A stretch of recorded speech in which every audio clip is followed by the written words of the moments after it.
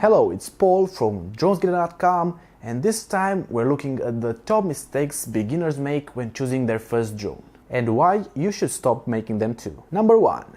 Picking a powerful drone. There's a lot of people who don't have a clue about flying drones yet. They get their hands on quadcopters with brushless motors that are much more powerful than cheaper brushed ones. One such example is actually one of my favorite drones, the Box 3, that I have rated with 10 on my site. The only 10 so far. It's a great quadcopter, very cheap, but it has powerful motors. And for beginners who want to mount an action camera on it and start taking videos, that's definitely not a great way to start. You could avoid damage to other property if you learn on an empty field, but even so, a drone as powerful as this is doomed to fail hard. And in case of a crash, it's going to do a lot of damage. As an alternative, you can first learn to fly on a much cheaper and smaller drone like the Ichin E010. Mistake number 2. Running away from more expensive GPS drone. And I don't mean that literally. Some people may think that if you're buying a very expensive drone, you must be an expert at flying drones in general. But it is not the case. After a certain point of investment, you will find that the drones usually tend to come with other interesting features like GPS. That's where a drone like the ones from DJI will make all the difference in the world.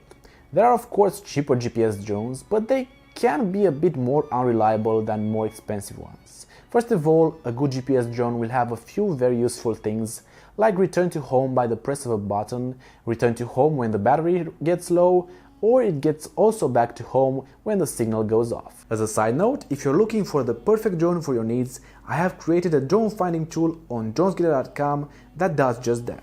You need to click the link down in the description or the one on the corner right now, and you can filter between hundreds of drones I personally handpicked and reviewed.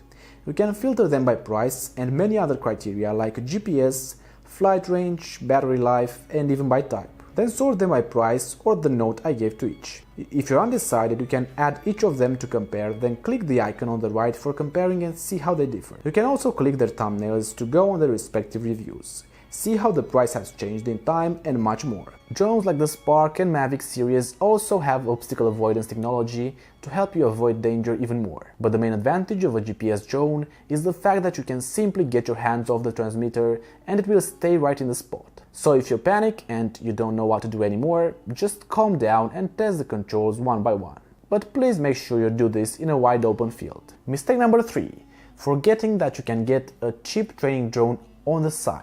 Even if you, for example, decide to buy a more expensive drone that requires at least the basics of flying at hand, you can spend like $17 more to get a cheap beginner quad to fly indoors. I'll have links down in the description with my favorite one. It's much more worth it to crash this one instead. Mistake number 4. Not buying enough drone batteries. People are always making top videos and articles for the best accessories for a drone, but they kinda tend usually to forget that the most important accessory for a drone is the battery. Even if you're buying just a toy grade quad, a very expensive camera drone or a racing drone, batteries are always going to improve your experience. It's quite annoying to order the drone and find out it only comes with a single battery and you have to pay the shipping and wait again the same amount of time for the spare battery that costs just a few dollars, depending on the drone of course. So always check for 2 or 3 battery packs that come with the drone or buy them separately. Number 5. Not checking the regulations in the country that you're flying in. Usually in most countries there are drone regulations that prohibit the use of a drone over a certain weight without a permit. And a permit might mean additional money and time spent on it, so be careful when it comes to the drone size. If you want to play it safe, check out my article on my top mini drones right here in the corner. As a conclusion, there are basically 2 ways you can approach this. You either buy a very inexpensive and small drone that you can test and not care if it crashes, or you can go for a more expensive drone that has things like reliable GPS, return to home, and other technology like this that allows you to just remove your hands off the controller and let it do it for you. Please let me know down in the comments if you have any additional points to make. If I get enough cool ideas from you guys, I may put it in an article on dronesgetter.com.